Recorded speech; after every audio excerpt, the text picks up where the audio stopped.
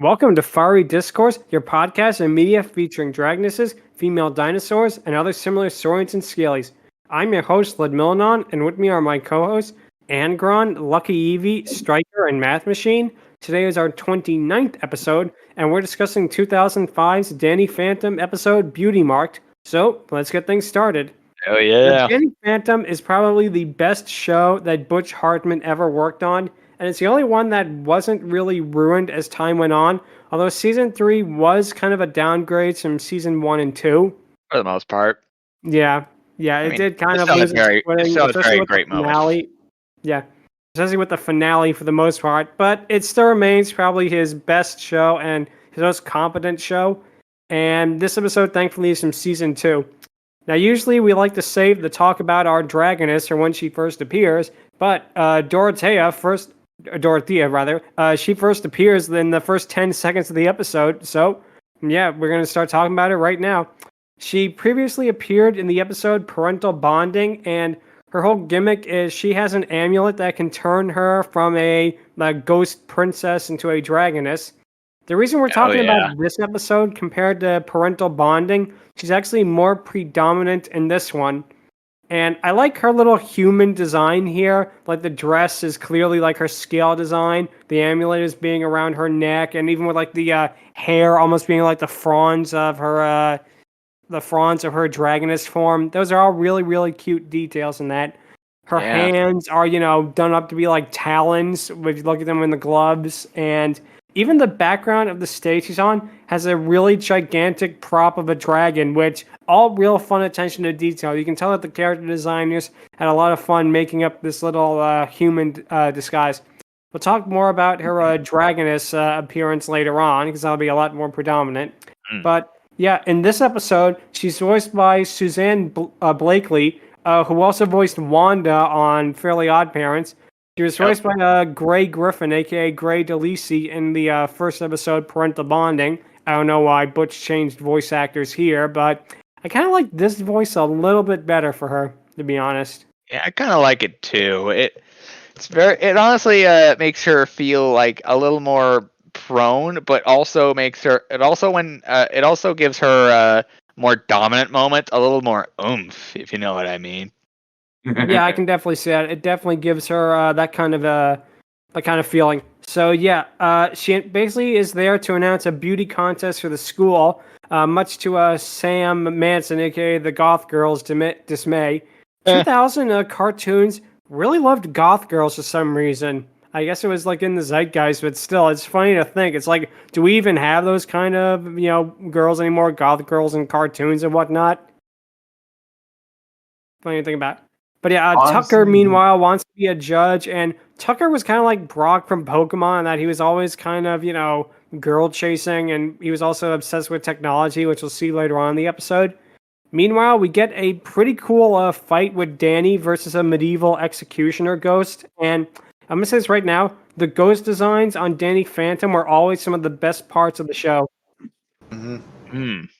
Oh yeah, they usually were. Yeah. So the ghost drags him onto the stage, and Danny goes back to his human guise because Danny Phantom is his superhero alter ego. Yep. And Dorathea instantly announces that Danny's going to be the judge of the contest.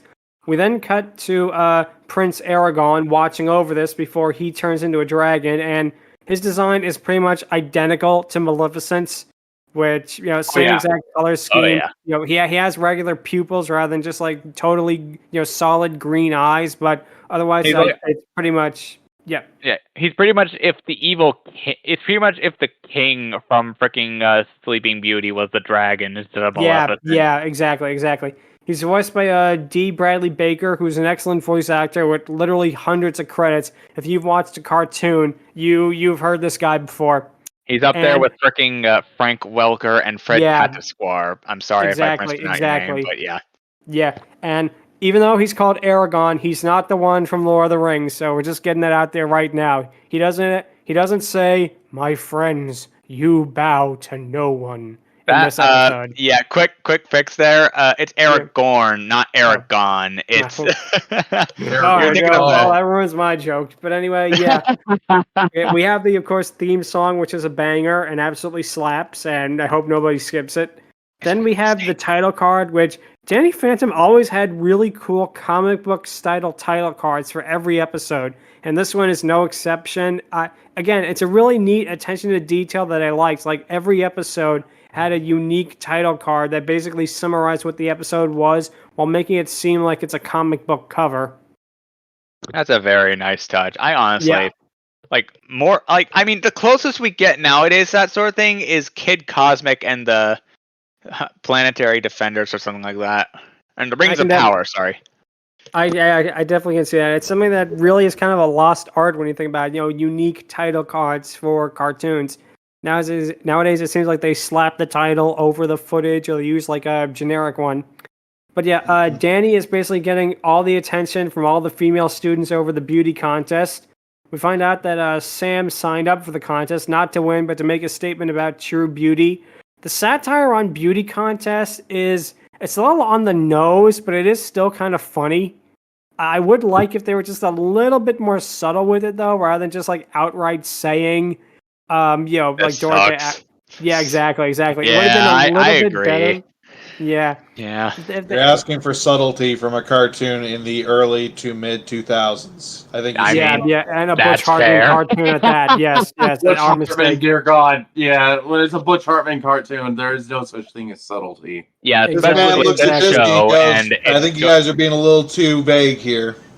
Yeah, especially with the ghosts in this. We'll get to that later, but yeah. Yeah, we definitely will. Definitely see it. So yeah, Danny and Tuck, while Dorathea is basically overseeing all the girls, including Sam, who she has kind of a distaste for.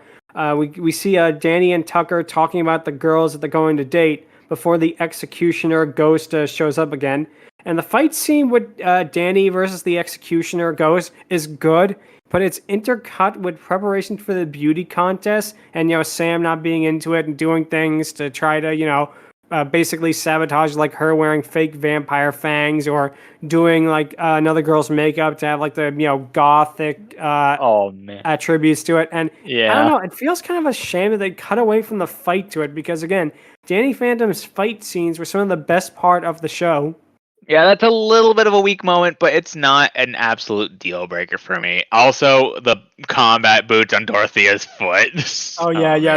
That's great. And of course, it causes Dorathea to very briefly show off her more dragoness nature.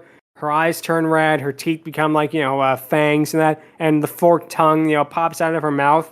Again, that's a really cute attention to detail that, that they actually did that rather than just have her look annoyed or angry. It shows that her, human disguise is slowly wearing off because of that. So we cut to Sam trying to tell Danny about her suspicions, but he's too busy just been enjoying his popularity to care, which it seemed like this was a lot of very common in cartoons at the time, these kind of plots. Like if you've seen one cartoon from like the early to mid 2000s with this kind of story, you've seen a lot of them where a guy or a character is going to be the judge of a contest, something, and they let all the attention go to their head. Again, it's a good springboard for the rest of the episode, but I feel like it doesn't really break the mold. But that's okay because again, this is more of a springboard rather than an actual episode idea to be focused on. So we get to see a ghost archer in the lunchroom attacking Danny, and this is another good fight scene. There's a lot of cool moments. The gag where Danny grabs the archer's arrows, but it has a stick of dynamite attached to it is a good one. You should hear the boxing glove arrow.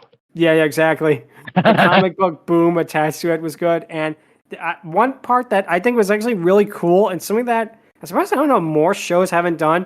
Danny steals the archer's quiver of arrows and he goes like, what are you going to do now? And the archer just beats him over the head with, his bow. He just starts, whacking him with that, which is another really cool moment.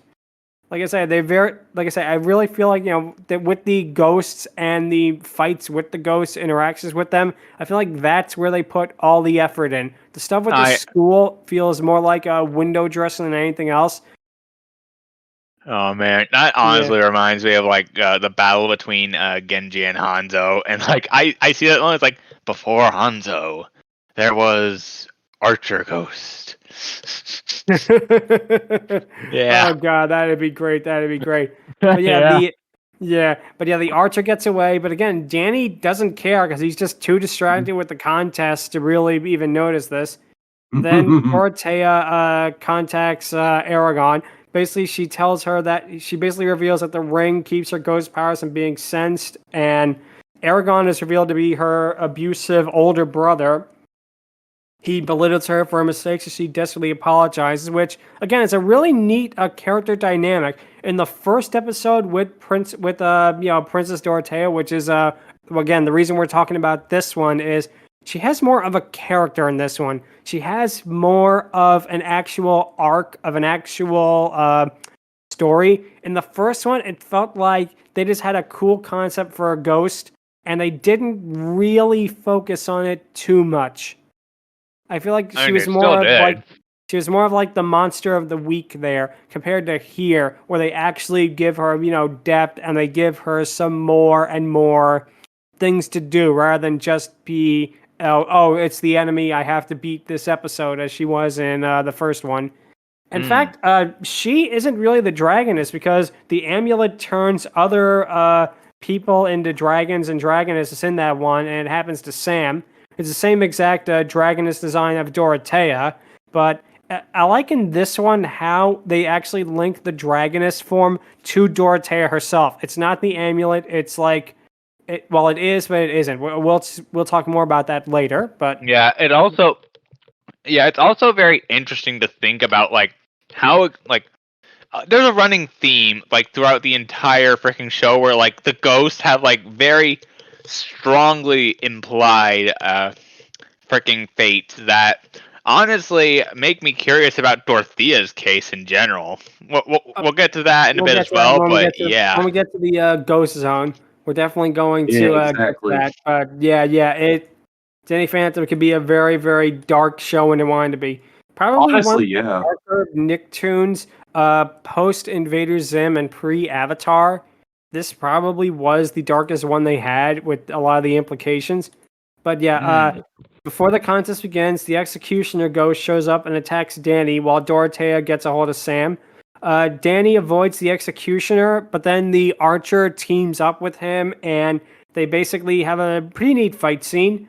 And then we cut back to the beauty contest. There's a cute gag with the principal singing a medieval style song, and the principal, I did not know this when this first aired. He's played by Ron Perlman, Hellboy himself. So I want to Vice Principal Lancer. I forever hear Hellboy, and I hear both the scene from Hellboy, Sword of Storms, where he's like listening to the floating ghost heads. They're like telling a story where like some guy dies, and he's like, ha, very funny. And then I hear like, now I like hear the Vice Principal Lanter's voice. Like whenever he curses, he does like this literary thing where he's like Moby Dick or Cask of Amontillado, that sort of thing. And I also like, and then I see this scene, and I'm just like, gee. Oh god, yeah, no. Like no, I never see Hellboy doing this, and it's just it is funny. It's so funny to think about that, and that this came out around the same time as like the first and second Hellboys are being worked on. So maybe it was something he wanted to do, and more power to him. Yeah. So, the only thing that would have made this medieval style song better is if we had Squidly show up. The king is bad, the king's to blame, hang your kingly head in shame. That was a classic SpongeBob episode where SpongeBob and Patrick go back to the Middle Ages. I remember that one. These ones, yeah, it's a really, really funny one. So Sam tries to basically get out of the contest because she realizes that Dorathea, there's something definitely wrong with her. Dorathea grabs her arm, and we finally get to see her transform into her dragoness form. Now, the way it's done with quick cuts. It shows like a couple of parts of her changing, like her foot, her her back and torso, basically with the wings popping out and that. It's good, but I kind of wish they focused on it longer. But then again, it was like a 22-minute episode with, the opening titles. So they definitely probably couldn't focus on it as long as they wanted. But Dorathea's Dragoness form, even in like the first appearance, is always nice. And I do like how she's more top heavy than bottom heavy. It gives her a unique appearance for, dragons in general. Her red eyes and green horns definitely are something very unique. And the fact that with the animation, you can actually see her scales, not like fully detailed or anything. It's not like, Smaug from like the Hobbit trilogy or anything. But it is still a really good design, especially, again, for this era of cartooning. I feel like they really took it to heart with it. And even like the little details about her, like the way her snout is like a little bit curved up. She definitely is a dragoness who I feel is an underrated one, especially considering how popular Danny Phantom is, and that she appeared in 2 episodes, and there's some characters who only appeared in like 1 and get a lot more fan art. So yeah, it's something that's very interesting. And again, as I said earlier, Dorathea's Dragoness form was previously seen to be available to pretty much anyone else in the previous episode if they had the amulet. But now it's like she can control it, and this is a way better change in my eyes because it actually gives her more agency rather than it just being the amulet. It's like, oh, she can turn into a Dragoness whenever she wants. It gives her more to do. Yeah, absolutely. Yeah, and in this part, she only roars, but of course that changes later on, thankfully. We actually get, dialogue from her in her Dragoness form, but we'll talk about that in a little later. So yeah, the Archer and the Executioner ghosts disappear, and Danny heads back to the contest.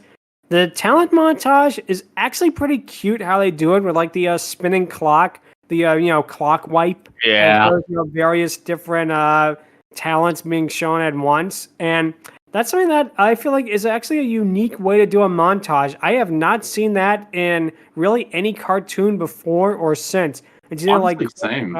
Yeah, I mean, like the closest we got was like Symbionic Titan and like 1 episode of iCarly. But yeah. Yeah, other than those, it's like that. They just use like either quick cuts or like fades in and fades out. And I'm surprised more cartoons haven't tried doing more unique montages like this because it is cute. Anyway, Sam's talent, she gets on stage, she recites like a gothic poem, but she basically woodenly tells her talent while trying to tell Danny that, Dorathea is a ghost. And I love how Danny just doesn't get the hint, even when Sam outright says, Dorathea is a ghost. He has to think about it for a few seconds because he's just so distracted. Wait, Dora's a ghost? Exactly. It's like, yeah, no shit, Sherlock. What gave you that clue? Yeah. Anyway, Danny, it's time for him to, basically crown who the beauty pageant winner is. He says Sam while chasing after her, which gets the other contestants upset. Dorathea puts the tiara on her, and it causes her and Sam to disappear back to the ghost zone. Now, oh God. Okay, quick tangent on that. Yeah. Like, it cuts to a joke later where like all the girls are like super pissed at him still, and like it honestly, like, there's this verbal semi meta joke that just honestly made me chuckle a bit, where it's like, time to glow with our perfectly manicured fingernails. Let's try as I with our perfectly manicured nails. I guess all the beauty pageant contestants were secretly Wolverine. Oh God. But yeah, to go on another little tangent, the ghost zone is kind of a really depressing concept. There's no, heaven or hell. You just wander in this eternal void for all eternity. It's like something out of Greek mythology, honestly. Like something you'd see in the river Styx. Oh yes, it's the Shadow Realm. Yeah, that too. Yeah. You're going to the Shadow Realm, Jimbo. It's literally just the concept of purgatory. Yeah, it is basically Actually, purgatory. You could be right about that, but oh God, yeah, you said the Shadow Realm. Now I'm upset we didn't get a crossover between Danny Phantom and Jimmy Neutron. Looks like you're going to the Shadow Realm, Jimbo. Ain't that whack and crazy? It's just down the street. next to the Chick-fil-A. I once sat on a banana and my whole life changed. Oh god, we can do the whole my podcast just on Hugh Neutron. He's amazing. But yeah, Yes. Aragon basically, getting back to Danny Phantom, Aragon basically decrees that Sam shall be his bride, and we get to see Dorathea in her human ghost form, I guess I'll call it, which it looks better than her disguise. Yeah, her her ghost form, but it's her human ghost rather than the Dragoness ghost. I kind of like her human disguise a little more than her ghost form. Hot take, but I can see that. Like the I guess like the realistic skin tone and whatnot. It does look a little bit better. I do like how they made the ghosts a little bit translucent. I think it was more of a thing in season 1, but they still kept with that with season 2, which is good. I haven't seen season 3 in years, so I have no idea if they still kept with it. But that is a really nice touch that they did that. But yeah, Sam attempts to escape, but of course the tiara won't come off. And Dorathea reveals that she's not all for this either, but Aragon is basically forcing her to do this, so she's stuck. So basically, she's too weak-willed to fight against her brother at this time. We get to see, as you said earlier, the girls being upset over Danny, but he's not hiding in the bathroom. He and Tucker are already in the ghost zone, and it's revealed that Aragon wants to marry Sam because he wants a human bride, and the reason that they picked Danny is because they reasoned a half ghost, half human would be able to pick out the perfect human for a ghost, which kind of clever, not gonna lie. Yeah, it's a little weird, but yeah, a little weird with that. Yeah. Anyway, we get to see Danny and Tucker riding through the ghost speeder, and when they actually cross the threshold from the normal ghost zone to, I guess we'll call it Aragon's kingdom or whatever, that all technology stops because time literally has stood still for centuries there. I'll bet. Yeah, that is a nice touch. And another one is that the court member's trumpet has a literal dragon head on it. Little details like that, and like the crest over the castle has like a dragon's head on it. It's little touches like that really show, I think, how much fun they had working on this show compared to some of the other stuff at the time. Oh yeah, absolutely. Yeah. So Sam basically tries to sabotage her wedding by coming out in like punkish style makeup, deliberately acting rude in that, enraging Aragon, and causing Dorathea basically to wince inside herself in that. Okay. Weird thing, but I honestly half expected Aragon to kind of be into that. it Honestly, didn't happen, yes. but I kind of half expected Aragon to be like, perhaps there's some feist to this one. Oh, that would have been actually way better, actually, if it backfired on her and only made her more attractive to him. Yeah, that actually would have been more creative. But then again, as you said earlier, it's Butch Hartman. They probably would have been a little too subtle. Yeah. I don't mean to rag on the guy too much. He made some good shows in that. So, that is true. Yeah. That is but true. Yeah, but Danny is captured by the Archer and the Executioner. Tucker tries to hack into the system, but of course there is no technology there. He throws the PDA at both of them, managing to defeat both ghosts. Now, which is awesome. Which is very awesome. Now, for those of you who are probably listening to this podcast and are too young to remember, first things first, do some research. The second thing, PDAs are kind of like smartphones. They said they really couldn't do anything. They're pretty much like the early equivalent of smartphones, except they really couldn't do things. So, yeah. All they could do was just give you reminders. Yeah, exactly. It was like, it really was no different than having sticky notes or whatever. Yeah, really. So Aragon becomes fed up with Sam and threatens to remove the tiara, which is just what she wanted, which I've always liked this concept in cartoons. It's someone deliberately acting, annoying or whatever to get out of something. I think My Little Pony did it best with Rarity and the Diamond Dogs, really acts annoying to get them to get rid of her. But I thought you wanted whining. I mean, it's hilarious. It's one of the best episodes of season 1, in my opinion, just because of that. As she manages to turn the tables on them. It also gave us a great Spike meme moment. Exactly. Several of them. Yeah. Yeah, it definitely did. But yeah, Oh, man. before that happens, Danny and Tucker arrive to save her, which of course means they ruined her plan because he would have taken off the tiara, then she could have gotten the hell out of there. And when this happens, Aragon becomes completely infuriated. He turns into a dragon and attacks them. And this is probably one of the best parts of the episode in that you can tell that the fight choreography, they really put a lot of care and attention to detail in. The brambles outside the castle, especially when they are set on fire, that is 100% a reference to Sleeping Beauty right there. That, even like, it being set on fire and the flames surrounding, Aragon and with the brambles and whatnot, that is 100% taken from Sleeping Beauty. I would be very surprised if that was not the case. Yeah, I mean, not the worst thing he would have done, but Yeah, no, it's no problem. It's no problem at all. It's just something that, it's funny to note. But yeah, Sam attempts to get Dorathea back on her side, but Dorathea is a little not sure if she could do that because for centuries her brother's browbeaten her basically, and she's kind of afraid of doing it. Yeah, he is definitely. But yeah, Danny he tries to beat Aragon, but he's unable to.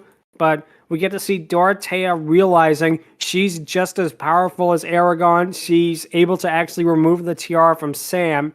And then we finally get to see, in my opinion, what is the best part of the episode. I know I said the fight between Aragon and Danny was the best part, but this is probably even better when Dorathea shows up in her dragoness form and just like knocks him down and starts, screaming at him at how abusive she's been to him basically for 1,600 years and whatnot. It is another really good moment, and it really is, it feels cathartic that, he's getting his comeuppance and whatnot. And we finally get to see Danny, actually remove the tiara from Aragon, which means his ability to turn into a dragon has been lost. And I love, again, Dorothea's little reactions here. Like, she does a little smirk here, which is a great little touch. And you can tell that she's finally so happy that she can now be the dominant one of the two siblings. I am the Capitan now. Look at me. I am the Capitan now. I'm the captain now. Look at me. Oh yeah. I'm the alpha now, bitch. But yeah, Dorathea then uses her fire to basically stop time standing still and bring light into the kingdom. And one touch that is really nice is that she stays in her dragoness form even after this, which pretty much indicates that she's more comfortable in her dragoness form than her human one. At least that's what I got out of it, which, if that was intentional, that is a really, nice attention to detail that they did not have to do. And I'm really glad that they did something like that. Showing that, she's more happy now that she can control her dragoness form and that she's no longer bound to, use it to help her brother. She can use it to actually, help the people of the kingdom and whatnot. Yeah. Yep. So Danny returns to the contest where he admits that he didn't pick Sam as a winner, but then, of course, he chooses her anyway, and the episode ends with Tucker trying to ask out some of the girls, only for them to chase him. And this is perfectly well. Exactly. That's a great moment, too. Oh, I fucking love it. Yeah. Again, this is a really fun episode. You can tell it feels like season 2. They got into a good groove with it, in my opinion. Oh yeah, they did. Yeah, it felt like season 1, they were still trying to find their footing somewhat. It feels like by this time in the show, they are pretty much at a good, well-oiled machine, which kind of makes what happens in season 3 a little bit of a shame. This would be Dorothea's final appearance until the finale, and technically, yeah, it's a shame. I feel it is such a missed opportunity. We didn't get more of her. We could have had more of her in the Ghost Zone as actually an ally to Danny against other villains in the show. It feels like they had an opportunity and they didn't take it. You could have had her be a reoccurring character, at least show up maybe a couple of other times before the finale, basically to help out Danny with some sort of problem and whatnot. Hey, what else is new with Butch Hartman? Yeah, exactly. Yeah. But yeah, Danny Phantom, of course, would last for another season 3, which was actually shortened and apparently aired out of order, which made it very confusing when it first aired. And then it would never appear again until it showed up for the crossover promoting Butch Hartman's new show, Bunsen is a Beast. And yeah, the less said about that, the better. That ended up being such a fucking disappointment. Bunsen, Yeah, I'm sorry, because what? you had Bunsen and the Beast? Bunsen what happened is a beast. What happened is to promote Butch Hartman's new show, he made like an animated short crossing over all of his shows. So it was Fairly Odd Parents, Danny Phantom, and Tough Puppy, which, okay, kind of weird they all exist in the same universe, but okay, whatever. And then I don't hate it. No, it can work. It could work, but It could have worked. Okay, actually. I don't hate. I said I don't hate the concept. I've never seen the thing. no, it is bad. It is literally just a commercial for his newest show. You know, it's like they're all like, "Oh, look, it's Bunsen." You know, it's like on The Simpsons with Gabbo. You're gonna like me. You're gonna love me. That's what it's like. Oh God. It really feels like, that episode of The Simpsons where they have, Gabbo the dummy. Gabbo, Gabbo, Gabbo. Who's that? I don't know. Must be some guy. Some guy named Gabbo. Oh, yeah. Wow. That is cringe.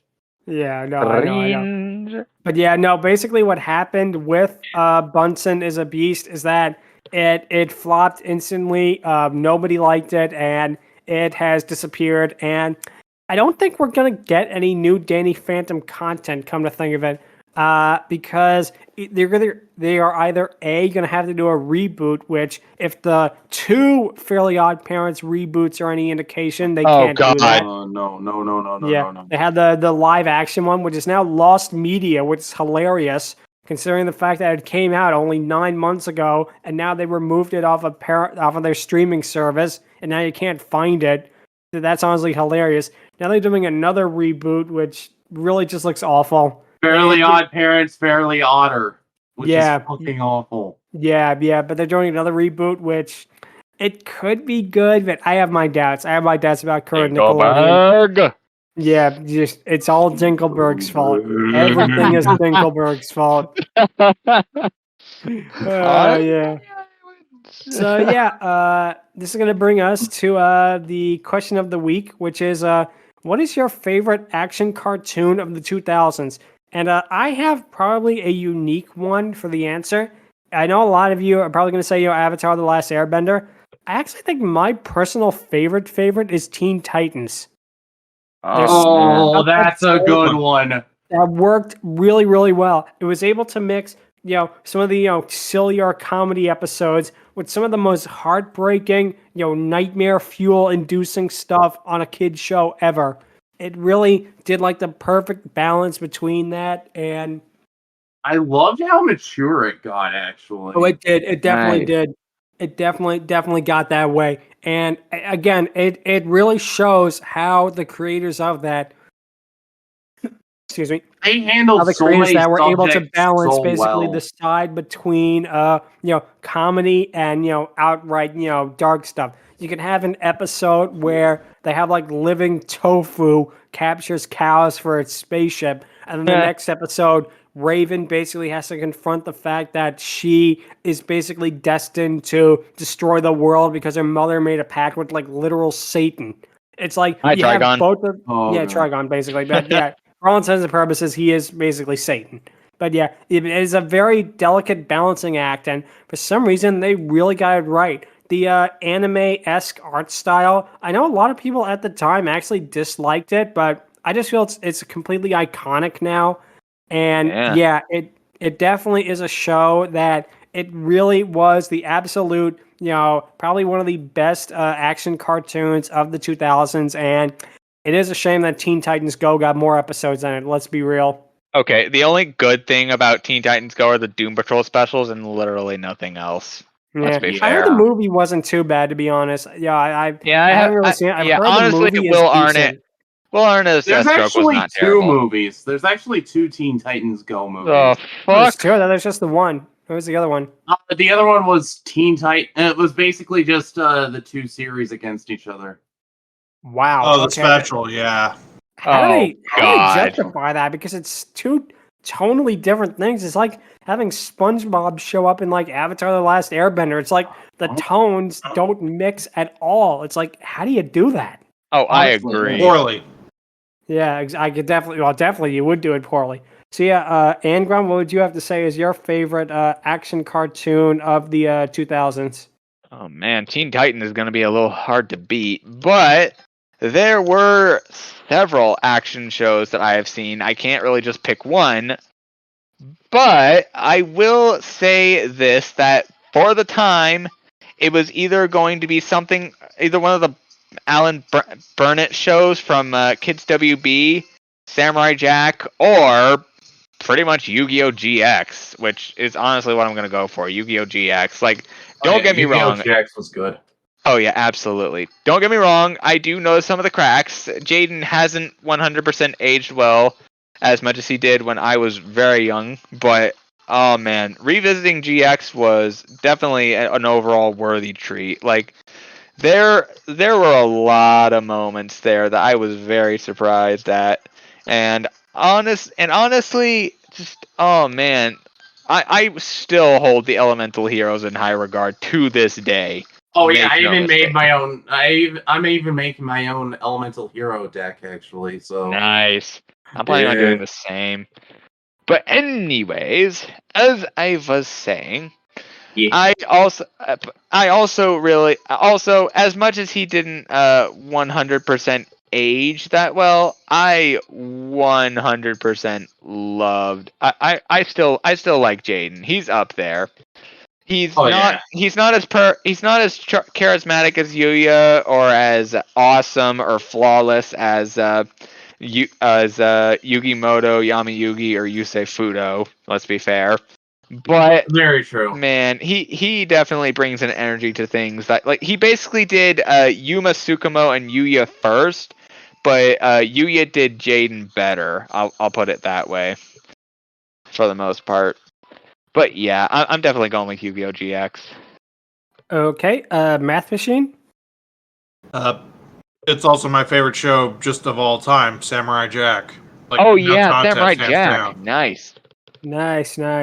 Oh man, Samurai Jack. Tartakovsky is an animation genius. The hell storytelling in that was definitely. brilliant. Just all the references to classic movies and classic shows. How it worked both episodically and just as a series as a whole. You could just pop in anywhere and you knew what was going on, but at the same time, you saw as the show progressed just the slow canon that it was building. It was great. Yep.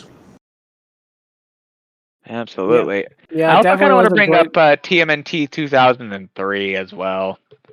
That was a fun one. Yeah. That was interesting because Oh, I think that I grew up with TMNT 2003. Same. Saw the movie Nice. too. I didn't know if it connected to 2003 or not, but I still love it. Yeah. So yeah, Stryker, what would you have to say is your favorite action cartoon from the 2000s? Is it weird if I say Powerpuff Girls? No. By all means, not go at right all. ahead. Not Because at all. I actually grew up with that when I was. It's another show that I grew up with, as well as just another show that I watched with my sister growing up. Yeah, it's up there in the top 10 for me as well. Like, nothing against freaking Dexter's Laboratory or the like, but Powerpuff Girls just, oh man. It kind of petered out in the final season, probably because Lauren Faust was like finding her footing at that point, but yeah, I absolutely did love Powerpuff Girls. Like, I watched through the entire series fairly recently, and I really loved it. Oh, it's classic. It's classic yeah. for a reason. It's amazing it got away with a lot of the stuff when they did, but it really. Oh my gosh! Yeah. Measuring manhood. Yeah. Oh, They God, got wait, away what with a episode was lot that? of stuff. What episode was that? Yeah. But also, the last season of Powerpuff Girls, it wasn't really done by Lauren Faust. It was done by Chris Savino. And I think what happened was the crew were kind of burnt out after the Powerpuff Girls movie, both the making and the fact that it sadly was a bomb at the box office. So I think their hearts weren't in it anymore. Plus, Craig was working on Foster's at the time, so they really just had like one season to get through, and you could definitely tell it was the weakest of the show. Same thing that happened with Dexter.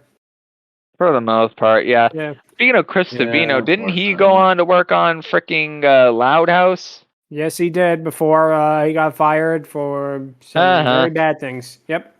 So anyway, man. LuckyEevee, what would you have to say is your favorite action cartoon of the 2000s? I didn't watch it too much when it came out, but Down and Poe. Nice. Oh yeah, I feel like that was really the start of when Ash started getting good. For the most part, yeah. another reason why I actually really enjoyed Diamond and Pearl actually was like that was actually when Ash was a real character. Yeah. Compared to, like I say, what would happen later on. For the most Yeah, part, yeah. Universe did him dirty, but he got better with by X and Y. Yeah, Oh, yeah, absolutely. Thankfully they actually managed to kind of revive themselves in a way, especially with the Sun and Moon as well. But Yeah, everything after X and Y is a gold mine. yeah, it felt like they just had that little hump to get over, but once they did, it felt like the show really got better. Yep. Yeah, that's very absolutely. Oh, and by the way, I actively had to look at when Down and Poe came out. When did it come It's out? all good. It's all good. So yeah, now it is 2007, so it counts. Yeah, no, it definitely counts. Definitely counts. Yeah, 2000. Oh, it definitely does. Yeah. Yep. So now it is time for the patent pending Dragoness Scale, where we finally get to talk about a Dragoness again, because we just had 6 weeks talking about dinosaurs, so that's good. Yeah, So very Princess good. Dorathea. If we're going by both this episode and Beauty Mark, the first one she appears in, I'm gonna give her a total score of 8 out of 10. I really like her. I like her design. I like the voice. I like the fact that, she actually became more of an ally than an enemy. I feel like, again, the only thing that's holding her back from an even higher score, they really could have done more with her. They really, they could have had her show up more as an ally to Danny, basically helping him out with various ghosts and whatnot. They had an opportunity, and I feel like they didn't really take it. It's a really minor nitpick, all things considered. I'm glad we got what we got, and that she wasn't just like a one and done appearance like some Dragonesses. That the fact that they actually brought her back and they fleshed her out. They gave her an actual character arc. They gave her story. They actually gave her Dragoness form more time to shine. I'm glad that they did that. And again, just wanting more of her is kind of like a little nitpick, but at the same time, I can't really give her a higher score. I really would love to, but I feel like 8 out of 10 is perfect for where she's at. So, Angron? Let's see. Given her past and given the overall episodes that she appeared in before this one, and as well as this one for that matter, I am going to have to say, honestly, an 8 out of 10 works. I liked her a little bit more, but not enough for me to really give her anything higher. She has an implied fate that she ultimately suffered, and I, for one, absolutely want to find out what that is. Screw you, Butch Hartman, for making it very vague, but whatever. But overall, yeah, I do agree that she needed more time. She was built up. She was built up for the most part to be an established side character for the most part, which I honestly would have loved to see more in the series. But yeah, unfortunately, I can't rank her any higher because she had so much potential, but ultimately got a little squandered. So yeah. Yeah, she does have wasted potential. Yeah. What about you, Stryker? Yep. What did you guys rate her? We both gave her 8 out of 10. I think I'm gonna have to agree with that, actually. Nice. Okay. Any particular reason? Pretty much what you guys covered. Nice. Okay. That's right. So, Mathmachine, what would you have to give her? I'm just gonna keep this going. I'm also an 8. Wow. I've already said in the Fairly Odd Parents episode that I love Butch Hartman's style for how he designs dragons. It just really works for Western dragons. So visually speaking, she is top notch, one of the best. Oh, absolutely. Definitely. If it was visuals alone, she would be a 9 out of 10. But yeah. And Suzanne Blakesley using her Timmy's mom voice for the character works way better than it has any right to. Yeah, I actually Nice. heard a little bit more Wanda in that, but I can A definitely little bit, see it. yeah. I guess that's a personal thing. Like some people might hear more Wanda, some people might hear more Timmy's mom. Yeah. Yeah. My issues are she's just not used enough, and I actually did dock a point for this. This is just me being weird. I didn't like that they changed her dragon voice from to Suzanne Blakesley from Kevin Michael Richardson. I really liked that dragon voice, and when they got rid of that, I was like, oh, that's a downgrade. Yeah, but at the same time, I feel like it does kind of make the dragon more her own thing compared to in Yeah. the previous one. I mean, there's a way you could have kept it, but I feel like her using her own voice kind of is a little justified, and that it's showing that she's becoming a little bit more comfortable at it. At least that's what I read out of it. Oh, I absolutely agree with that, and I don't have an argument against that. My point is just I like anything with Kevin Michael Richardson and the man. Oh no, he's great. He's great. Yeah. More There's of him is always no welcome. argument about Kevin Michael Richardson. Yeah. More of him is always great. So yeah, Yep. LuckyEevee. I guess 6. Okay, Oh. 6. Any particular reason? Well, no, not really. That's all right. Okay, so if you have any questions or if you want to tell us that you ain't afraid of no ghost, feel free to email us at fierydiscourse@outlook.com or visit us on Twitter at twitter.com/fierydiscourse. Next time, we'll be talking about the 2016 My Little Pony Friendship is Magic episode, Gauntlet of Fire. That's going to be a lot of fun for a lot of reasons. Oh man. Yeah, we're finally going there. So, yep, that'll be next week's episode. And until then, thank you guys so much for listening, and take care. Yep. Laters. So. Please. Adios.